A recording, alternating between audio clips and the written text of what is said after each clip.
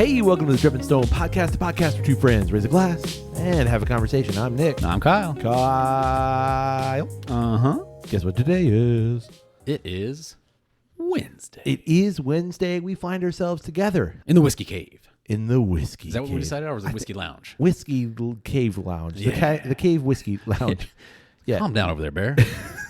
You want to drink something? Yes, sir. Yeah, me too. Guess what I got? What do you got? So I've been searching for this bottle for quite some time. What did you find? I found a celebrity whiskey. Oh.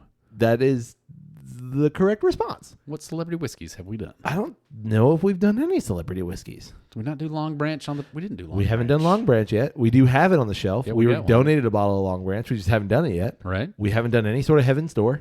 We haven't done like Proper 12 or nothing like that. No. This might be our first celebrity whiskey. Could be. So I've been looking. Oh, no. What we do? The Lagavulin Nick Offer. Oh, the Offerman edition. Okay, good point. Yeah. Good point. But that's a Lagavulin. Okay. It's not like any of these celebrities are making any of this stuff. No, they're out there growing. They're growing the corn. They're growing the. Playing their music to it. Listen to my music, whiskey. Well, actually, this is. Is that what they do? They play music to it? So this is Blackened, a blend of Blackened. straight whiskeys finished in black brandy casks. This is Metallica. Yeah, brought to you by Metallica. Yeah, this is Metallica's whiskey, a bold collaboration of the finest hand-selected whiskeys and unrivaled composition of craft and creativity born in cask, forged by sound. Cool. That's a pretty, that's cool. Sponsored by Napster.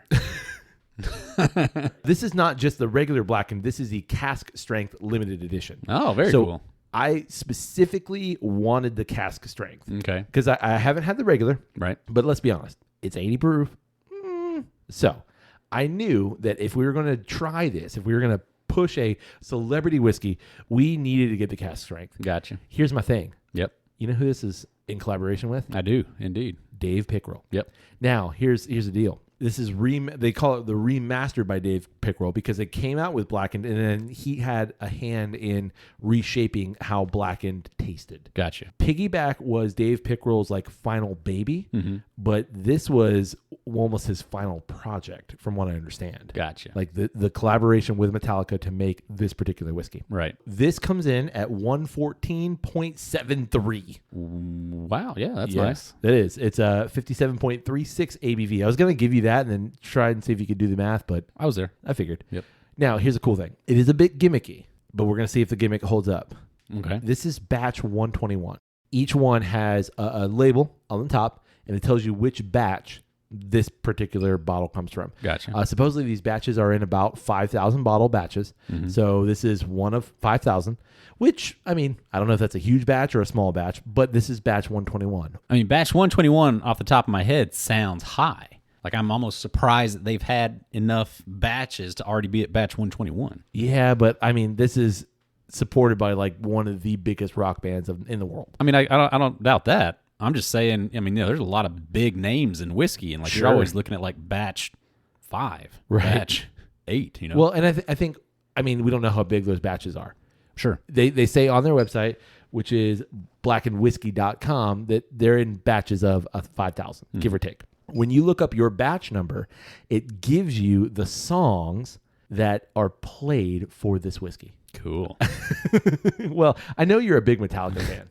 You know it. The biggest. When you go onto their website, you look up your batch number. Yep. It tells you which member of Metallica selected these particular songs. Okay. Okay, here's what they do. The story goes.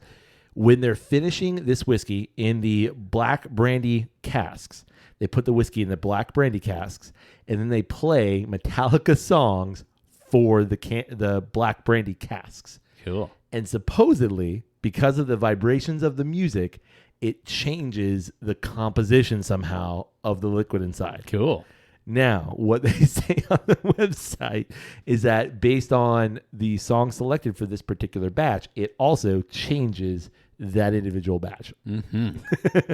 So the songs for this, and I know these are all your favorites, and this is why I picked batch 121. Right. Yep. Love Me Tender. Right. Just a bullet away. That your favorite song. That toe tapper. Right. Yeah. Of Wolf and Man, the remastered version. Oh, yeah. Hungry Like the Wolf. Right. I Disappear. Where'd you go? Dream No More. I Dream of Jeannie. Human, live with SFSO, the San Francisco Orchestra. Cool. Sweet Child. Amber. Oh, Amber. Yeah. The Ecstasy of Gold, also with the San Francisco Symphony Orchestra. Okay. So are these like random songs from different albums and stuff right, like that? yeah. Okay. And the song, it ends with Carpe Diem, Baby.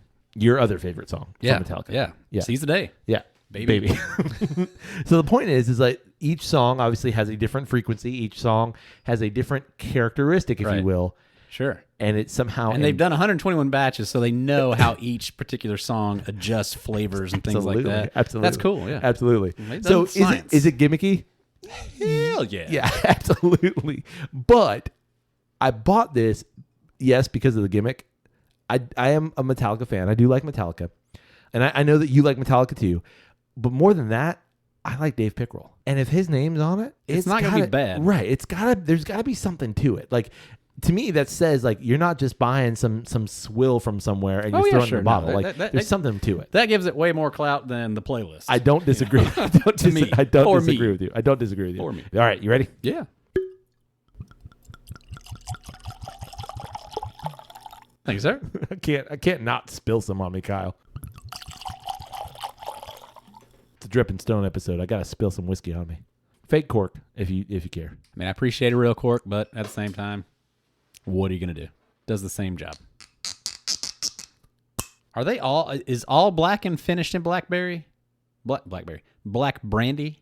Yes, That's their kind of thing? that's the thing. Yep. Okay. Yep. As far as I know. A blend of straight whiskeys. We're not calling this bourbon. No, it's not bourbon. I did look it up a little bit, and from what I understand, the batch can change slightly based on the flavor profile, but it is a mix of a couple different styles of whiskey too. Interesting. Yep. All right, on the nose? I'm going to go a heavy rye base. Yeah. Definitely get some rye. But I Yeah. definitely get some of that, whatever the darker fruit off of that brandy. Yeah. Definitely pokes through. It's not overwhelming. I'm getting the rye notes. I'm getting like this really nice like dusty book cover note, and I don't think it's wheat. It might be some of the brandy, and it's just for whatever reason it's reading as like dusty book, like old bookshop. Yeah, there is an unusual sweetness that I'm just going to attribute to the brandy. But it doesn't go raisiny for me like I would expect from like, a brandy or a cognac. No, I mean it's definitely rye forward, like for sure. And there's this really like nice even sweetness on the nose that you just kind of get like rocked into it. Like it's delightful. I'm getting a little almond. Some sort of nutty note, but not like peanut. Yeah, no. I could say like Not beamy. Yeah, Almond butter maybe even. I could see that. Yeah, I mean it's making like an almond like an almond butter and blackberry jelly sandwich on rye bread. Even like the almondy is almost like what's the popular almond liqueur? Di Serrano? Yeah, Yeah. I'm getting like a little decent. Like a little Di Serrano. Yeah. No, Totally. it's that nose, honestly, is like, it's delicious. For sure.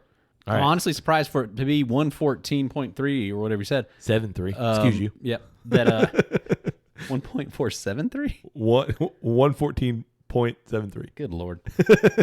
Is there like a there's got to be a track thing to that. Maybe. There's got to be like, I don't if you know. listen to minute 114, 73 seconds of the album.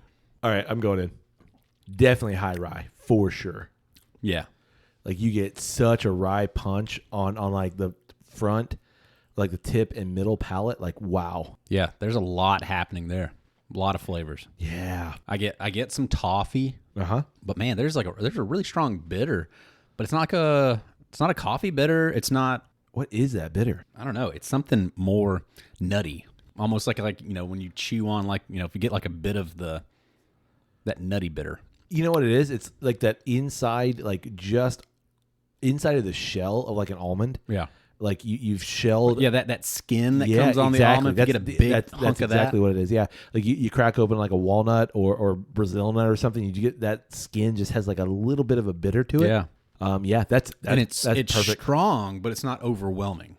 Like It's not there and off-putting. It's pronounced, Right. but it doesn't No. take over. No, it's not off-putting at all. It complements the sweet that's there, and there's this like really nice cushiony sweet underneath all of it that to me holds it up. I mean, I love this proof, and this is why I wanted the cask strength. Right. Because I like that higher proof, and the proof really makes these notes sing. No pun intended. You meant that one. I did. So it really makes those notes like just play louder. Turn that up to 11. You know what I mean? I do. Yeah, I was surprised that, like, on the nose, I don't get a lot of proof for it to be that high, to be 114. Right. I expected there to be a little bit more of a, that alcoholic, Astringent, kind of like, unfinished notes. twinge on your nose. But Right. it doesn't really do that. Like, you're really able to appreciate all the subtleties of the nose. I almost wish I didn't know this was Dave Pickerel. And I want to know, like, does that change my perception of it? I mean, obviously we can't go back and do that, but that's super interesting knowing that, like, the kind of guy in whiskey, like, the dude had his hand in almost all distilleries in some way, shape, or form At some point in time. And, like, that this is a product that he put his signature, like, literally his signature is on the bottle. Right. And that says something. Now, to be fair, the name Metallica doesn't appear anywhere on this bottle. No, you just have to kind of be in the know. Yeah, you need to know that, which I also kind of appreciate. Like, I mean, yes, if you know anything about Metallica, Blackened is a song. There's that. Sure, I know that you, as a big Metallica fan that you are. Yeah, as many shows have you been to? I mean, you've seen the song Blackened live, hundreds of times at this point. Yeah, it's interesting that, like, this particular person, a godfather of sorts of modern whiskey, has made this product with this band, and it's this damn good. Yeah, it's surprising. I don't know. In one sense, I totally agree with what you're saying, but then in another sense, I'm like, but it's Dave Pickerel. I'm not really that surprised that this is that's solid. That's what I'm saying. This is that good. What I mean by that is, like, a lot of celebrity whiskeys, and we haven't had, even outside of the podcast, we haven't had many, but they can go gimmicky. And this is a solid product. Yeah, totally. I mean, I would recommend this to anybody. Absolutely. Metallica fan or not. Yeah. No, I mean, you don't need to be a Metallica fan to appreciate this. It's just damn good. It really is. I'm pleasantly surprised by this. Like, really heavy mouthfeel. Very oily. Really grabs hold, and it stays there. Has a nice finish on it. Yeah, it really does. I mean, just all around. It's warming in all the right ways. I mean, not only because of the proof, but because of those rye notes. You get the sweet, you get the rye, you get the viscosity, all around. Like you said, solid. I'm a fan. Yep. I mean, it does make me kind of wonder, what is the 80? Right. I agree. Does it play as loud? Probably not. But it should still sing the same way. I mean, do you find yourself in that space at this point? What? Where it's like, I'm not necessarily afraid to try your introductory proof, right? Your base proof, but at the same time, like, would I ever purchase this at 80? I was going to purchase this at 80, right? And then I found on a YouTube video that they actually made a cask strength, which is I think it's relatively recent, like the cask strength version of this. Mm-hmm. I mean, the data. Yeah, on this, honestly, I'm not sure that I knew that it was out there yet. Yeah. Everybody's been harping on the Willet. Sure, the Blackened and the Willet for the past year, right? So this is 10/30/2021. So it's relatively recent. But when I found that they had a cask strength, I was like, yes, that is, if I'm going to do it, that is what I want. Right. I honestly was going to pull the trigger on regular Blackened because you can pretty much find it anywhere. Right. But as soon as I found out, like, nope, they have a cask strength, that's what I want. Yeah. I mean, I feel bad about, like, there's a lot of things where it's like, I don't know, do you do the thing? Do you try it at 80 first, kind of see where that happens, and then move up if you feel like, not necessarily that it's worthy, but just kind of more or less, like, do you move up to the full strength having had the original? I think the answer... Because it's like now, like, for me... Like, could you go back to the 80? I wouldn't. No, that's the thing. But I think, like, for us and for me, and why I knew if we were going to do this, we need this one. Right. We know that. We know that the whiskey is going to be better at a higher proof. Right. Now, I don't know. Let's say this was at 125 and, like, nope, that might be too much. So I don't know. Proof. Yeah, proof-wise. So I don't know that, but I know that almost everything at 80 can be fine, but you crank that volume up and it does something more. Where I'm at currently, I'm happy at 100. Right. If you can hit 100, like, I'm gonna, be able to appreciate it more. Mm-hmm. Can I go under 100? Absolutely. Like, for sure. We had that blue note, and I think that was 93. Yeah. and it was fantastic. The Pine Bluffs I had a couple weeks ago, fantastic. Right. It's great, and it's an 80. Right. So, I mean, it definitely can be done. It's just more or less kind of once you've had more, though, once you've gone beyond it, can you back up? Well, okay, like I bring up Piggyback, another Dave Pickrell. Right. And we've talked about that already. We've done That's it on the under podcast. 100. And it's under 100, but it's like 93. It's also a weird proof. Maybe that's Dave Pickrell's thing. Yeah, maybe that is a Dave Pickrell thing. It's at 96.56. Right. It must be a Dave Pickrell thing. Maybe it is a Pickrell thing. So, like, would I want Piggyback at 80? No, because it's beautiful at 96. Would I want Piggyback at 115? I'd try it. Sure. Like, that's the crazy thing is, like, Piggyback being at that proof, it's a lower proof. Right. But in terms of taste, it's at a 115. Yeah, easy. It's got so much flavor. And so that's a good point, too, of like, I don't know. Because I've definitely had 80 proofers that just, they taste watered down and they don't have as much flavor. Right. That flavor volume definitely gets kicked down. Right. So, the flavors in this are fantastic. I mean, case in point, Old Granddad versus 114. Oh, Old yeah. Granddad, it's still got the same notes. Right. It's not bad. 114. But when you can get a 114. Yeah. And you spend, I don't know, what, $10 more and you get like a far superior product? Yeah, we'll do that. Not even close. Yeah. Like one of the day better long. whiskeys. Yeah. Give me that. I don't want your Old Granddad 80. Yeah. I want your Old Granddad when he's 114. So we've got a delicious whiskey. I'm glad you think so. What shall we talk about? All right. So I was listening to a novel recently. Okay. And I'm in a listening phase. You do it on your drive? I do it on my drive. Yep. Do you do it any other places? Sometimes when I'm doing like chores around the house kind of thing. Sure. And a lot of what I listen to is podcast and some music too. Yeah. But in the car, it's mainly podcast. And the audiobook kind of allows me to not do podcast, but still have that same kind of like someone's, just voice. Right. So I listened to a book recently by the author Emily St. John Mandel. Mm-hmm. And she is famous for her work, Station 11. And that was just recently made into a show on HBO Max. Okay. Station 11? Station 11, yeah. It's a show about like a pandemic, like a flu pandemic happens. Now, she wrote it several years ago, but like a flu pandemic happens and Bummer. just bad timing for her. Right. But like the show's really great. She's a writer who blends genres a lot. And her most recent book that just came out like last month is called Sea of Tranquility. All right, just a quick rundown because this is not really what I want to get into. But Sea of Tranquility is kind of a time travel novel that starts in like the early 1900s and like spans all the way to like the 2400s, give or take. Wow. And it ultimately is about like a moon base and then time travel. But a thread of the novel, and this is what I really want to talk about, is this idea that this time traveler is trying to figure out whether or not we live in a simulation. And we've talked about this a little bit, and we wanted to save this for a movie that came out relatively recently. All right. That flopped. Right. So I figured now that I have a little bit of renewed interest in it, this Right. idea of whether or not we're living in a simulation, it's a good time to bring it up. Let's get into it. Let's get into it. Into the Sure. simulation. You want to plug into The simulation. Correct. theory. We've been tossing around this as a idea to talk about for literally probably like the birth of the podcast. legit. And we said, hey, no, the perfect opportunity is going to be when they release The Matrix again. The Revelations, fourth right. Matrix movie. It's coming, man. Right. That'll crush. That'll be perfect.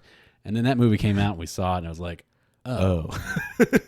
bummer. I don't want to even talk about that movie. Right. There's nothing to talk about. It But exists. absolutely, though, still, when you talk about the concept of a simulation, that's most everybody's entry point at this day and age. The Matrix. Is The Matrix. That's where Absolutely. everybody was really introduced to that concept. Yeah. Which makes a lot of sense when you think about The Matrix came out in 99. Okay. And that's really like at the crest of the .com kind of bubble. Like you have a lot of new technology going on. And this is really kind of when the internet was at a point where people were and still are scared. Well, and yeah, it was very much still kind of in its infancy state. Absolutely. You know, like 99, I'm a sophomore in high school. Uh-huh. Where are you at? Not a sophomore in high school.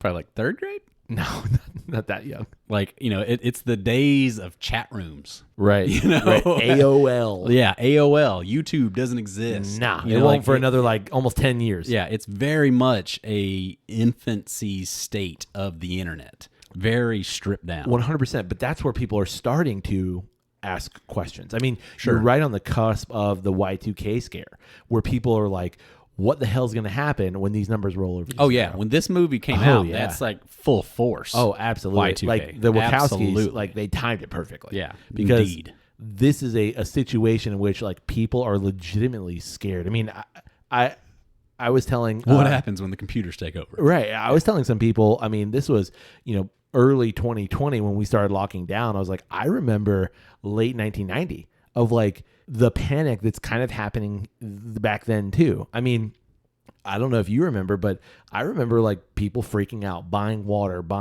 stocking up on stuff. Totally. I totally remember it. Party like it's 1999. Well, party's over. It's almost out of time. Something like that. The point is that this concept of living in a simulation has been around for, I mean, at this point, almost 70 years. I mean, I'm not going to say that it started in the 50s with Isaac Asimov, but this kind of idea of living in some other version of a world, honestly, has been around for millennia too. Sure. But when we think about it in terms of computing, modern computers, in the late 50s, 60s, is when you really have this advent of the room-sized computer kind of thing. Right. So people then started asking questions of, well, what happens when we advance this far? Right. And, I find it really interesting, and this plays perfectly with what's going on in popular culture now, is you have, within the last several years, the return to time travel and this multiverse idea. Mm-hmm. So popular culture mirrors the general zeitgeist in that people are all interested and they're all feeling this and they're all worried about these kind of ideas. Right. So it's super interesting that this comes around every so often. And now you see this again mirrored in popular culture, mirrored in the movies that we're experiencing now. Right. Yeah. I mean, I think, at this point in time, as computing ability, how many functions it can do at one time and how close it is to being able to replicate the human brain and how many functions it can do at one time. And as that, edges closer and closer to the point, then it goes beyond it. And the computer can do more than what our brain can do.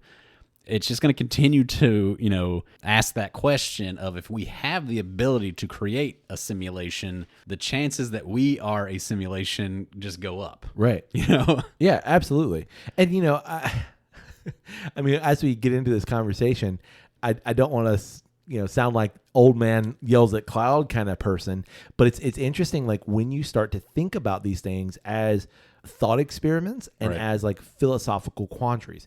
I want to make it clear, for me, I don't think that that's the case.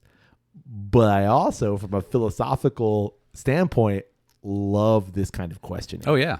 Because it gets at the root of who we are as human beings and what we do and how we engage with the world. Right. And I think also too, in an era where, CGI has become so realistic.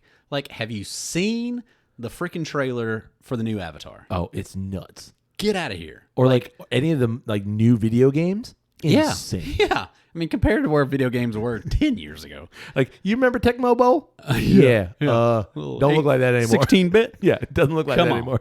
No, that new Avatar, it's insane. The level of reality. It's it's not realism anymore. It's reality. It's that convincing. Right. These freaking giant blue people in water, and it looks perfect. Yeah. Just nuts. The way that the sun reflects off their eyelashes. It's Get out of here.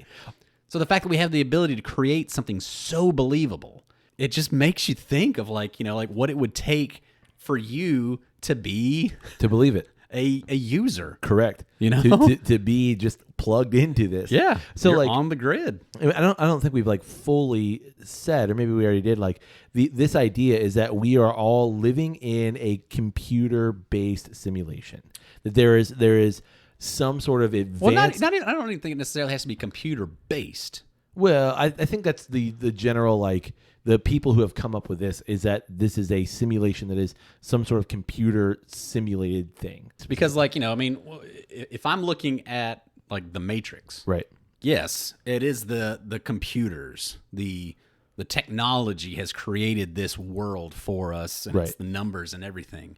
But, like, I mean, I don't know. I mean, to me, when I'm thinking of, like, simulation, I don't necessarily think that it's like AI in this. Like, I could see it as being like a far superior carbon-based form that is creating this simulation for me. That's exactly it. That's what I'm saying. Like, it is some sort of higher being, if you will. But that's what I'm saying is, like, I don't necessarily see that as the computer.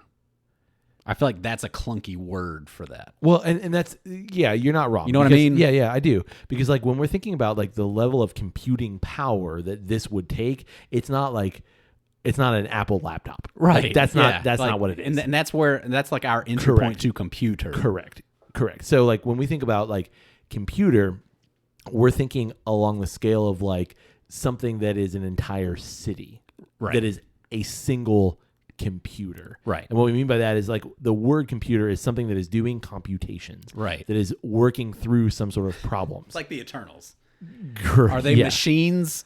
Yeah. Yeah. If that's the word you want to give it. Right. And but they're just, Exactly. So the point is, like, we are engaging, like, our form is our avatar.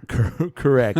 our no, even further than that, our very consciousness, and this is something I want to get into, our very consciousness is constructed of numbers. It is a computation that is created by a computer. Right. That is running this for us, and it is on a level that we are unaware of. Right. Like, that's what this kind of simulation theory is discussing.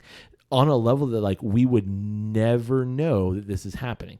We have the ability to consider that, right, but we're not really aware that it's happening. Now, there's concepts like glitches within this and things of that nature, but it's this idea of, like, this simulation is such that it's perfection. Yeah, right. So that also, to me, provides a bit of an endpoint in terms of, like, that's not the case, but we'll get there.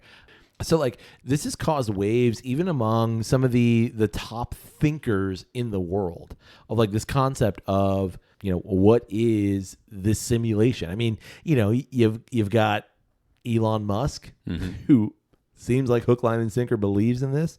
You've got Neil deGrasse Tyson, who's entertained this. I mean, countless people on Joe Rogan's podcast have talked about these ideas. Right. If you Google simulation theory on YouTube, you're going to have, a million hits on things. Like, people are really interested in this. Right. And I think the fascination is there in terms of, like, what if we are living in the Matrix? That's the entry point for most people. Right. Yeah, it's just like the thought of it. Right. Like, it's all not real, bro. Right. Like, there's that aspect. Or there's, like, there's these computers and this hive mind is taking control of all of us. There's that kind of thing. I know Kung Fu.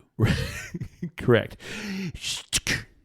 That's when he does bullet time. Right. Gotcha. Well, I was saying, like, the sound that happens when he, like, knows Kung Fu and he, like, does the sleeves and, like, it makes it like a right, like the leather tightens whatever. up. Yeah.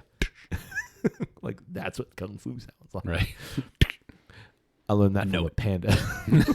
Skadoosh.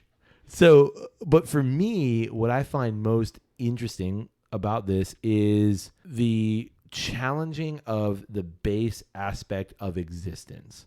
So when we think about this in terms of philosophy, this is what's known as an existential question, or if you go so far as to, like, freak out in this, an existential crisis. Mm-hmm. So I think, like, the base issue with this, like, it confronts that existential idea of, like, our, existence.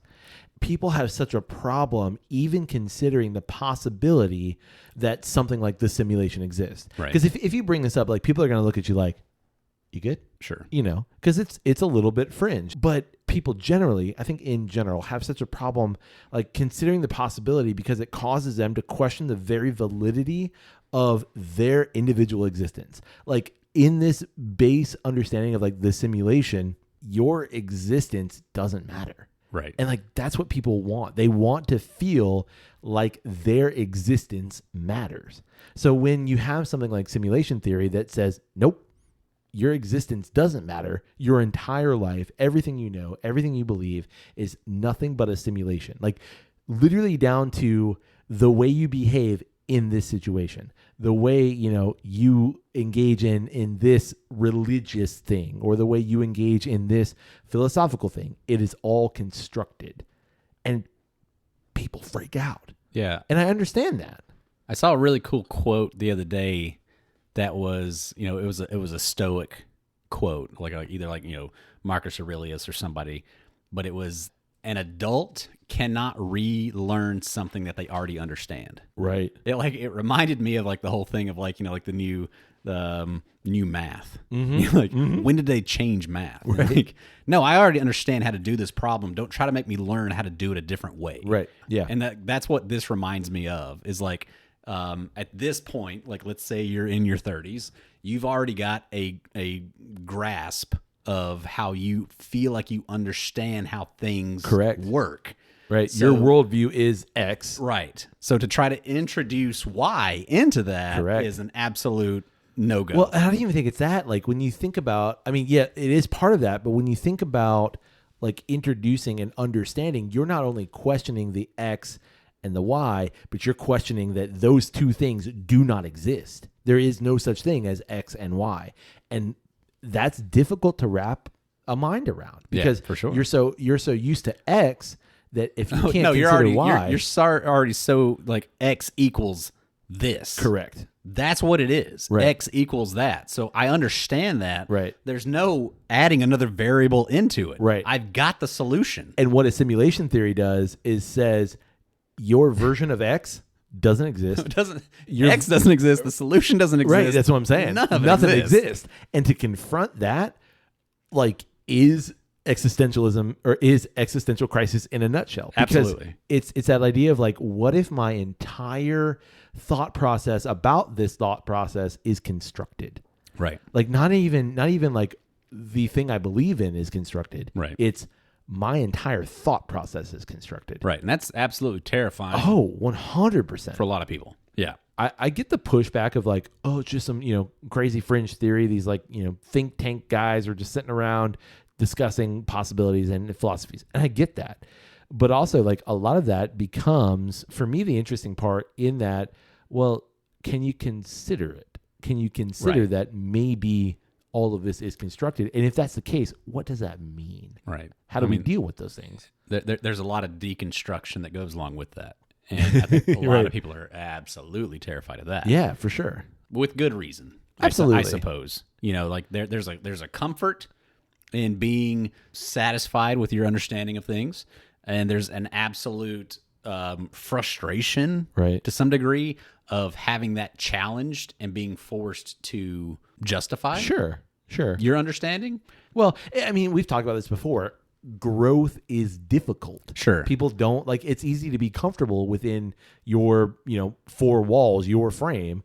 So, challenging that, is absolutely difficult. Like I've got 2 kids. Yep. One child, when I literally had this conversation yesterday with them of one child, when she is confronted with let's say math, with a math problem that she doesn't understand, and she works through it. If she gets the wrong answer, she gets frustrated, right? But she'll go back and try to understand how to get to the answer. Right. My other daughter, when she runs into that situation, she would rather ignore the problem altogether as if it never happened.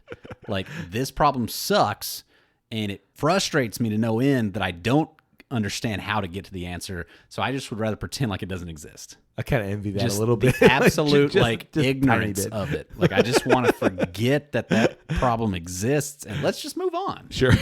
To the next thing, and maybe that'll be better. You know who I'm talking about. I do, and I which one does which. I absolutely see that in both. And I recognize though in myself that I am also the prior. Correct. That I was always that way, and I still am. Yeah. If I'm forced with a problem, I want to resolve it immediately. And that's why I say, like, I kind of envy that a little bit because I can't do that. Right. I can't, like, if there's a problem, like, the problem has to be solved, or at least I have to, like, think about the solution to that. Like, I don't have to necessarily come up with an answer, but, like, I have to work through this, and it absolutely takes time. So when we think about, like, the issues of this, I mean, they're multitudinous, yes, but like a lot in philosophy, a lot in beliefs in general, it is difficult to disprove this. Right. It's very similar. Yeah. There's prove me wrong. Right. There's no way to it's not my prove job. someone. I saw this video with this guy who was like, you can't disprove it in the same way, like you can't disprove that unicorns don't exist. Like you cannot disprove a negative. Right. Because someone could just say, well, sure, you've never seen one, but maybe they're just all hiding. Right. Like they're extinct. Right. Or like, you know, Bigfoot. Right. Like they exist. You just never seen one. So you can't say they don't exist. And to be fair, like, yeah, you're right. Like that is an argument. Right. And you can't disprove it. But at the same time, like the responsibility should never be on the disproving. Right. If that's your best argument is that you can't prove me wrong. Right. Well, then you don't really have a very You don't really have a strong strong argument. The argument in the other case is like, yeah, you're right. You can't disprove it because the simulation won't allow you to do that. The simulation is going back and rewriting your ability to not be able to prove that it exists or doesn't exist. Right. And so, like to me, it's almost like the perfect quandary of like it's like the trolley problem. There is no right answer because it is a perfect problem. It's you know your morality, your version of the world, of your very existence, of your consciousness, creates like the in and sort of answers to this, right? Which is why I love this conversation because of that, right? Like there isn't an answer, and I think this totally goes right into now with like the metaverse. You know, the Facebook. We're all gonna have avatars and be able to go on to the internet and interact with each other that way. Have you ever heard of Second Life? I have, yeah, like The Sims kind of. Yeah, it's a very similar concept, but it was, you know, from a decade ago. Yeah, maybe even longer. I mean, I remember being introduced to it when I was getting my master's. Okay. And there was a lady in a class that I was taking that was really into it. And just from hearing her talk about it, I was curious enough so that I went online and like created an account just and to see just what it to was. experience it because she was so into it. Yeah. Like, she was overboard into it. At the same time, kind of like good for you. Like you found a thing. You know, it's really no different than like what we've talked about before about playing Halo. Yeah. Of like you go on and you've got an avatar and you just spin around and you shoot your gun. The Whiskey Lounge collection. I mean, like this is our thing. This is what totally. we like. We found a thing that we're into. Yeah. You know, and I tried to do it and like it just totally wasn't for me, but like I understood the gist of it. Right. Of like you create this like version of you and you're able to go on and interact with other avatars and other people. But now that we're entering into this new next phase of the meta, and who knows if that's gonna like be a thing that people get behind.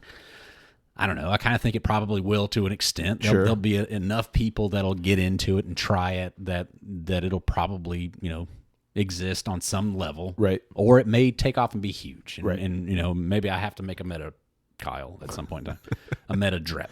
And maybe that's the thing. And maybe we do the Drep and Stone virtually live with virtual Kyle and Nick on the metaverse as a, who knows, man? Right. Again, going back to like that initial thing, if that's a thing that we can do now, right? Who's to say that there's not a thing already doing it and we're partaking in it and we just don't know it? Exactly. You know, like, and that's like there are so many, you know, higher versions of not only computing but like electrical input kind of things like Dyson Sphere, and then like, you know, other versions of that. There are several different versions of it.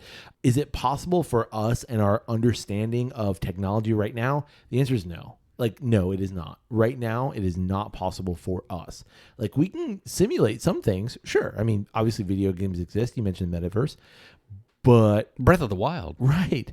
But for all right, in Breath of the Wild specifically, did you ever do any of those like freaking crazy jumps where you do like a shield jump on a thing, and then like it'll launch you at like, you know, freaking fast, and the world can't load fast enough. Right. You know, it stays very geometric and very simplified, and then you land, and then like the world like Catches up with you. yeah, finally like all the information finally loads in, Right. and it's like, okay, back to normal now.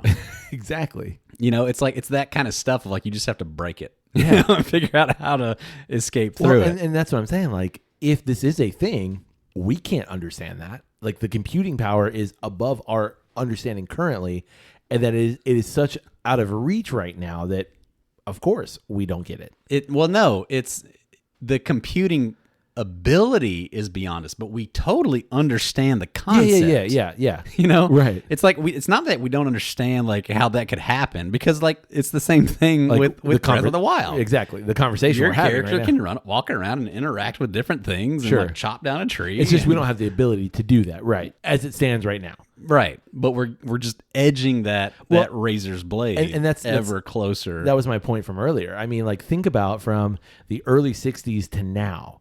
So you've got 60 years, give or take, of technology. And Right. we've gone from computers the size of warehouses to I've got a computer in my pocket. right, I mean, more I've got powerful than what they landed on the moon. Right. with. I've got a computer on my wrist right now. Right. And like Neil Armstrong would have been like, you done did what? Yeah, tell me what now? I could use that. Can I Correct. take that with me? Of course. Like I can see that possibility. But again, I come back to like more than that, it's the confrontation of the inner self. This epistemology, if you will, like this the philosophical kind of understanding of you have to confront yourself. You know? Right. Well, and I think like there's a benefit to me of Sure. like just the consideration of it. Absolutely. It's the idea of science fiction. Right. And all the things that science fiction has helped guide us to. You know, like science fiction guided us to the flip phone through Correct. Star Trek. Yeah. You know, like I don't know if you've ever watched any of those videos of like how Star Trek, helped create the future. Yeah. Because it's totally true. It opens your mind to more creative concepts and more creative ideas that hopefully, intelligent people will try to strive for. Right. To me personally, there's only benefit from that. Well, and you can see that in like what you mentioned in the metaverse, in things like that. Now, I think we can both agree that doesn't mean that those things shouldn't go unchecked, but like we should be striving towards those because like we have the ability. So why don't we work towards it? Well, and see what comes of it, Right. And then if there's bad shit that comes along with it, like obviously we should try to stop it unless it makes money. Then we'll keep doing it. Right. Well, that goes back to our social media comments or episodes that we've had in the past of like, well, we saw That this on the makes horizon. money, man. Right. Don't nobody care. Right. So like this to me also gets in that weird realm for me personally of like that excites me because I'm interested. I'm interested to see like, how do we approach this as a whole? Like, is this a possibility? But it terrifies the shit out of me, not because of like confronting my own consciousness, but like, oh God, what is the Zuck gonna do with this? Like, how are they gonna monetize my consciousness now? Because I think about a product that I might want, and damn it, Facebook's got 14 ads it's gonna show me. So I know. like how? Come on. I got one final thing. I want to circle back around to a comment you made earlier, and we might have taken it out. I don't know. But you mentioned Morpheus having a conversation with Agent Smith. Right. About like an argument against the simulation theory is that if we are indeed living in a simulation, why aren't things better? Right. And this is circling all the way back to the Emily St. John Mandel novel. This is something a character questions. Like, okay, cool. I can believe that we're living in a simulation, except that things are shit. Right. Like there are people dying for no reason. There are climate disasters. There's a bunch of violence in this, of violence in that. People are starving. Everything is going wrong. Right. Just in case we did take it out, it's the conversation of when Morpheus is taken hostage and he's being interrogated by Agent Smith. Right. And Agent Smith explains how the original concept of the Matrix was this idyllic, perfect society. Correct. But humanity rejected it. Right. They kept waking up out of it because it didn't make sense. It was too perfect. So they had to make it crappy for them to believe it. Right.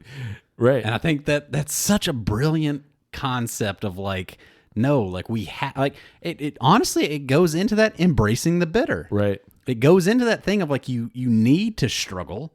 If things are too good, you're going to search for it to be bad. Right. And you're going to make really insignificant things to be like the worst thing ever. Right. Like, how the hell would you not give me a straw? Well, and for that's my just it. beverage. That's sir. just it. Like I kind of have an answer to that. And again, I'm not saying that like I buy into this hook, line, and sinker, but I kind of have an answer.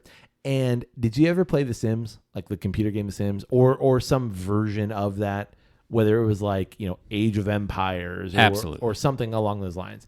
Like, you can totally create a civilization or a household where everything is perfect. Everything goes well, but it's boring as hell. Right. Like, it's not fun. So what you do is you build a pool in the Sim's backyard and you wait till the Sim goes into the swim and then you take out the ladder just to see what happens. So when you're thinking about, you didn't do that, did you?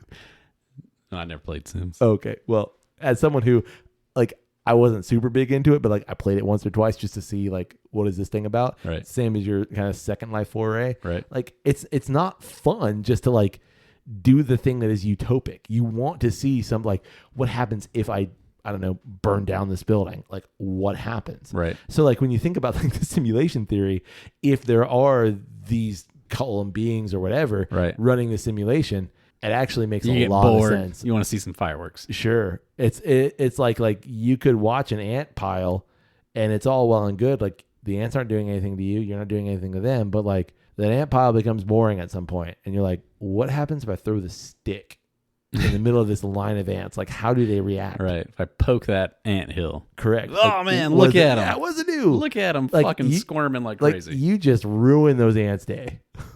But I gave them something to do. I created an obstacle. You did. Now they've got to overcome. Correct. Persevere. And you've created some sort of interest for yourself. So like, to me, that's why I love this thought experiment because like, okay, I can think through some of these things. Yeah. Oh, it's so good. Perfect is boring. It is. Like, that's why no utopia works. Absolutely. Well, you got anything else? No. I got a little bit more whiskey that I got to finish, but I'm going to take my time with that. Because it's some good stuff, man. There's a little bit more in that bottle, too, if you want. We've taken a chunk out of that bottle, man. You're not wrong. I mean, this is some heady stuff. It's heavy stuff, but it's prime stuff, man. Yeah. I got to tell you, again, going back to the whiskey real quick, I am delighted. Dude. Really. I'm thinking about, like, the journey that we've gone on in Drippin' Stone. Yeah. This year. Right. We've hit some heavy hitters, we man. really have. This may be our best year. You might be right. You know, when we go back and look at it, like, I mean, our first couple of years, I think we were just kind of like playing it safe, doing things we hadn't done before. But like, man, like recently, the past couple of months, we've been knocking it out of the park. I agree. We found some good stuff. We're super humble too. I mean, no, I'm just saying like we've had some good shit. Not like I'm not saying like we're crushing it. Okay. I'm just saying like the whiskeys that we've found and that we've highlighted. The stoic in me was like, nah, like we could be doing like. No, I'm like throwing like. You're saying like this is great. I'm with you. We're on the same page now. Well, you got anything else? No. Well, I got one thing. If you're super interested in this, you should look up a philosopher, a dude named Nick Bostrom. He is kind of like one of the guys for simulation theory. He came up with a lot of ideas, and he's one of the people that are kind of like at the forefront of this thought experiment. So if you're interested in it, obviously you can do a deep dive on YouTube and really get into it that way. But Nick Bostrom, that's a name you want to look up. Give yourself an hour on YouTube, man, and you'll be an expert on it. I was gonna say you can build a car from scratch and explain why the Earth is flat. Real quick. Well, we want to know what you think about Blackened Cask strength, or honestly, just the regular Blackened too. Yeah, well, like if you've had some other expressions from Blackened, what was the one that you liked? Right. The Willet. Yeah, Blackened Willet. The Willet is was crazy. Yeah, I've seen it. I don't want to pay for it. Didn't want to pay the price for it. If you've had it, maybe it's fantastic. Or if you want to buy us a bottle. Yeah, you want to gift a bottle to old Drippin' Stone. Yeah. Let us know. Or just send us a little sample of it. I'll take a sample. We'll try it. Will you take a sample? I'll take a sample. Sure. We'll throw it against the old barrel proof here. Yeah, absolutely. Barrel strength. Cask strength. Cask strength. Right. we'll see which one's better. Yeah, for sure. And we want to know what you think about the simulation theory. Yeah. What's your best example of it? Oh, Like, I mean, it's hard to top the Matrix just because, like, that one's so universal. Right. Everybody's seen the Matrix, and they get the concept. Sure. But, like your novel, maybe there's a better kind of theory on it.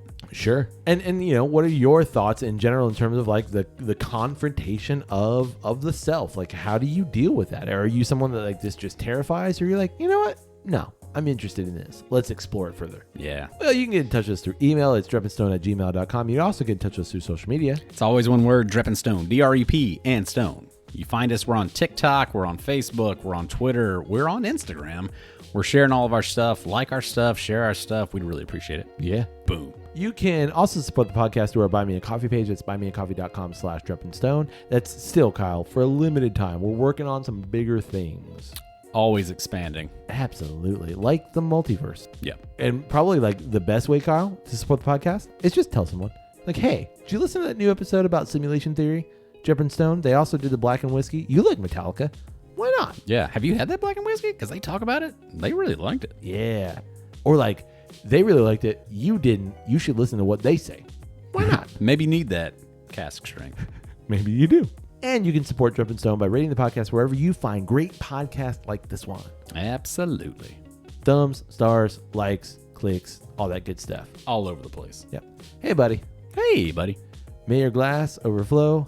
And your ass never show. Cheers, buddy. Cheers.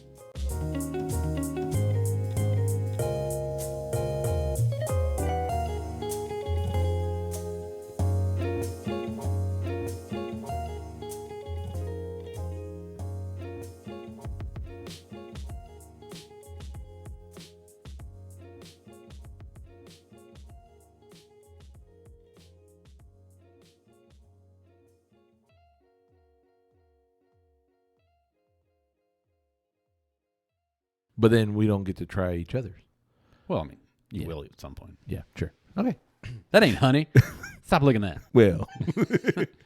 Metalaca. So they had to make it shitty for them to believe it. Do you drive the new car or you drive? No, I drove the Pilo. Wanted to get a truck. Didn't get a truck. Well. Maverick, like toying with these other dudes that think they're hot shit. 100%. Ooh. I'm just being fidgety. It's all good. Did I bring this? You did. Fantastic. I was thinking I left it in the car. But you need to take it back. Okay. You're already in the metaverse. Correct. Like, why do we need to like log into it? We're already there. Maybe half of us are.